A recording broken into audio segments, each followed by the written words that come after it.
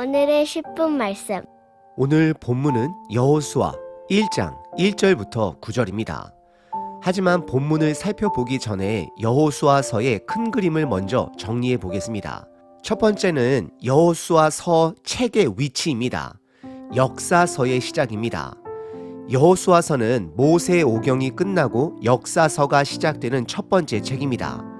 이제 모세는 죽었습니다. 그러나 새로운 리더 여호수아가 등장하며 하나님의 역사는 언약은 계속됩니다. 모세는 떠났지만 창세기 12장에서 아브라함과 맺은 언약은 변함없이 이어집니다. 하나님의 말씀은 그 신실함을 통해 역사를 이끌어 가십니다. 역사의 주인은 하나님 되십니다. 그리고 두 번째는 구약 언약의 성취입니다. 창세기 12장에서 아브라함과 맺은 언약이 드디어 성취되는 순간입니다. 이스라엘 백성은 마침내 가나안 땅을 차지하게 됩니다. 여기서 중요한 점은 약속의 땅은 하나님의 선물이지만 그들이 순종으로 취해야 한다는 사실입니다. 하나님의 약속은 은혜이지만 순종이라는 우리의 반응을 요구하십니다. 세 번째는 여호수아서의 구조입니다. 크게 네 가지 주요 부분으로 나눌 수 있습니다. 첫 번째는 가나안 땅 입성입니다. 이스라엘 백성이 약속의 땅으로 들어가는 이야기입니다. 두 번째는 그 땅을 정복합니다. 가나안을 차지하기 위한 전쟁이 전개가 됩니다. 세 번째는 땅 분배입니다. 정복한 땅을 각 지파에게 나누십니다. 그리고 마지막 네 번째는 백성들의 선택을 요구하십니다. 하나님의 백성으로 살 것인지 아니면 다른 길을 선택할 것인지 선택을 요구합니다. 사실 이것은 선택이라기보다도 하나님의 백성으로 살아야 함을 선포하는 것입니다. 그리고 네 번째는 여호수아의 이름의 상징성입니다. 여호수아는 구약에서 유일하게 예수님의 이름과 같은 뜻을 가진 인물입니다. 여호수아의 이름은 히브리어로 여호와는 구원이시다라는 의미를 지니며 예수님의 이름인 예슈아의 짧은 형태입니다. 따라서 여호수아는 하나님의 나라의 구약적 모델을 제시합니다. 가나안 땅은 여호수아가 차지해야 했던 약속의 땅이었지만 지금 우리들에게는 예수님으로 시작된 하나님의 나라로 확장되었습니다. 하나님의 나라는 우리에게 선물로 주어졌지만 동시에 우리가 순종과 헌신으로 취해야 할 하나님의 영역이기도 합니다.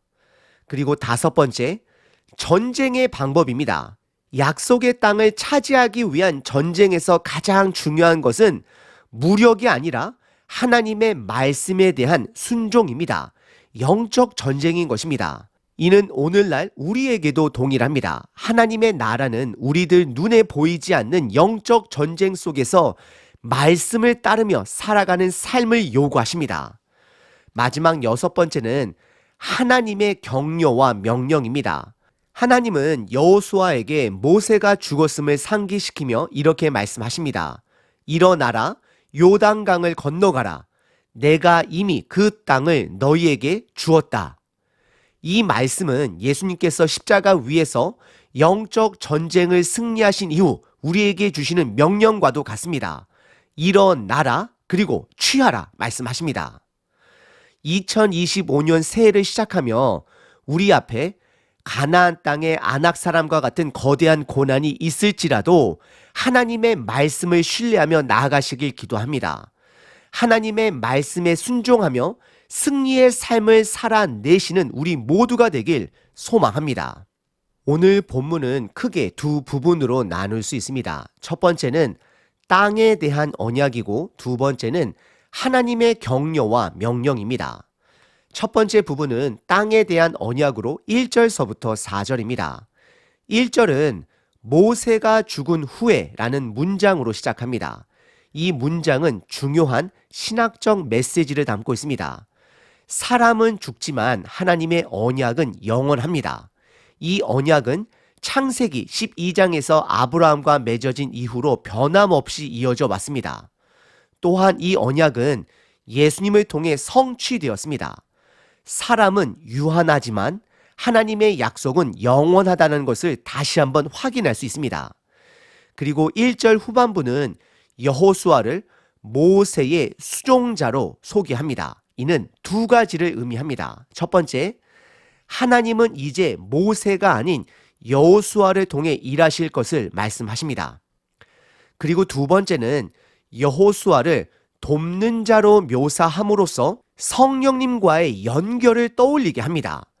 모세는 예수님의 그림자로 볼 수 있습니다. 모세가 시내산에서 십계명을 받았다면 예수님은 산상수훈에서 하나님 나라의 진리를 선포하셨습니다. 모세가 만나를 통해 이스라엘 백성을 먹이셨다면 예수님은 자신이 생명이 떡이 되어 이 땅에 오셨고 실질적으로 오병이어의 기적을 드러내셨습니다.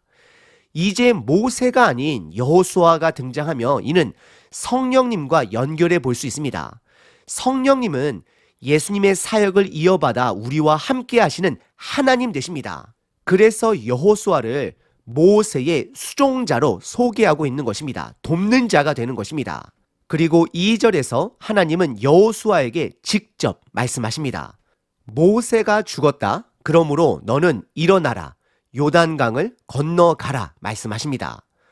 모세의 죽음은 여호수아에게뿐만 아니라 이스라엘 백성 모두에게 큰 공허함을 남겼을 것입니다.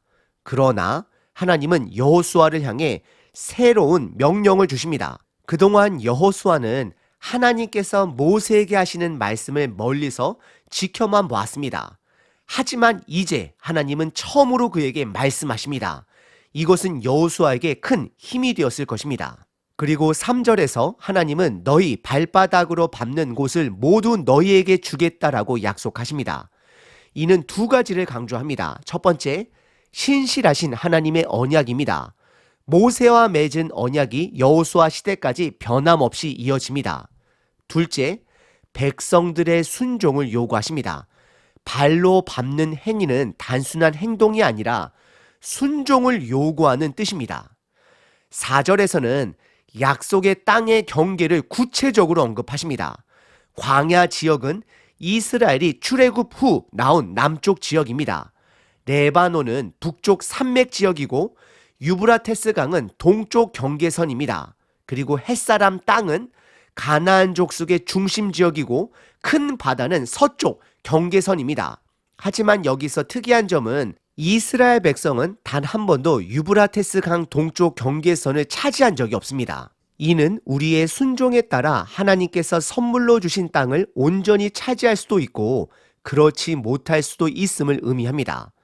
예수님께서는 이 땅에서 하나님의 나라를 이미 시작하셨습니다. 그리고 우리들에게도 동일하게 말씀하십니다. 내가 발로 밟는 모든 곳을 너희에게 주겠다. 하지만 그 땅의 경계는 단순히 물리적인 땅을 넘어 땅과 사람의 관계의 회복을 상징합니다. 순종은 병든 땅과 깨진 관계를 회복시키는 열쇠가 됩니다. 그리고 오늘 본문의 두 번째 부분은 하나님의 격려와 명령입니다. 5절부터 9절입니다. 5절에서 하나님은 여호수아에게 강력한 격려의 말씀을 주십니다. 첫째, 내 평생에 너를 대적할 자가 없을 것이다 라고 말씀하십니다. 둘째, 모세와 함께 있었던 것처럼 너와 함께 하겠다. 너를 떠나지도 버리지도 않을 것이다 말씀하십니다. 이 말씀은 임마누엘의 하나님을 상징하며 예수님을 통해 온전히 성취되었습니다. 예수님께서 성령님을 보내주심으로 하나님은 지금도 우리와 함께 하십니다. 6절에서 하나님은 여호수아에게 임무를, 사명을 부여하십니다. 강하고 담대하라. 조상들에게 주기로 한 그 땅을 차지하라. 이는 여호수아의 임무이자 사명이며 우리들에게도 동일합니다. 예수님의 두 번째 오심 전까지 우리는 사랑과 순종으로 이 땅을 정복해야 합니다. 7절에서는 땅을 정복하는 방법이 무력이나 전략이 아니라 말씀에 대한 순종임을 강조합니다. 강하고 극히 담대하라. 율법을 다 지켜 행하라. 좌로나 우로나 치우치지 말라 말씀하십니다. 순종은 형통의 비결입니다.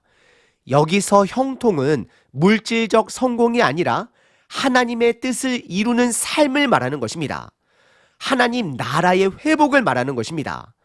그리고 9절에서 하나님은 세 번째로 강하고 담대하라, 두려워하지 말라, 놀라지 말라라고 말씀하시며 임마누엘의 하나님이 여호수아와 함께 하실 것을 확신시켜 주십니다. 오늘 본문은 하나님께서 2025년을 시작하는 우리 모두에게 주시는 말씀입니다. 먼저 하나님은 우리를 격려하십니다. 강하고 담대하라는 말씀으로 우리와 함께 하심을, 임마누엘 되심을 약속하십니다. 삶은 결코 쉽지 않습니다. 그러나 하나님은 우리가 두려워하거나 낙심하지 않도록 강하고 극히 담대하라 라고 말씀하십니다. 왜냐하면 우리의 힘이 아니라 하나님의 말씀의 능력으로 살아가기 때문입니다. 우리가 매일 먹고 묵상하는 하나님의 말씀은 우리 삶의 에너지가 되고 어려움 속에서도 버틸 힘을 주십니다. 또한 하나님은 우리에게 임무를 맡기십니다. 하나님께서는 그분의 나라를 선물로 주셨지만 그 나라를 취하는 것은 우리들의 몫입니다. 순종에 달려 있습니다. 그 방법은 세상의 전략이나 효율이 아니라 말씀에 대한 철저한 순종입니다. 새해 하나님께서 여러분 각자와 우리들 공동체를 통해 행하실 놀라운 일들을 기대하십시오. 어깨를 펴고 허리를 세우십시오. 하나님의 말씀을 붙드시고 그 말씀의 능력으로 오직 강하고 극히 담대하게 한 해를 살아내시길 예수 그리스도의 이름으로 축복합니다. 하나님 아버지, 2025년을 시작하며 여호수아에게 주셨던 말씀을 우리에게도 허락하심에 감사드립니다. 모세가 죽은 후에도 하나님의 언약이 계속되었듯이 우리의 연약함 속에서도 하나님의 약속이 영원함을 선포합니다. 주님, 우리가 두려움과 어려움 속에 있을지라도 강하고 담대하라 하신 말씀을 붙듭니다. 말씀의 능력을 의지하며 주신 사명을 온전히 감당하게 하소서. 우리의 힘과 지혜가 아닌 오직 주님의 말씀에 순종함으로 살아가게 하옵소서. 새해에도 어디를 가든지 주님이 우리와 함께 하시며 형통하게 하실 것을 믿습니다. 그 형통함을 통해 하나님 나라를 확장하는 일에 동참하기를 결단합니다. 우리의 승리 되신 예수님의 이름으로 기도드립니다. 아멘. 항상 기뻐하라. 쉬지 말고 기도하라. 범사에 감사하라.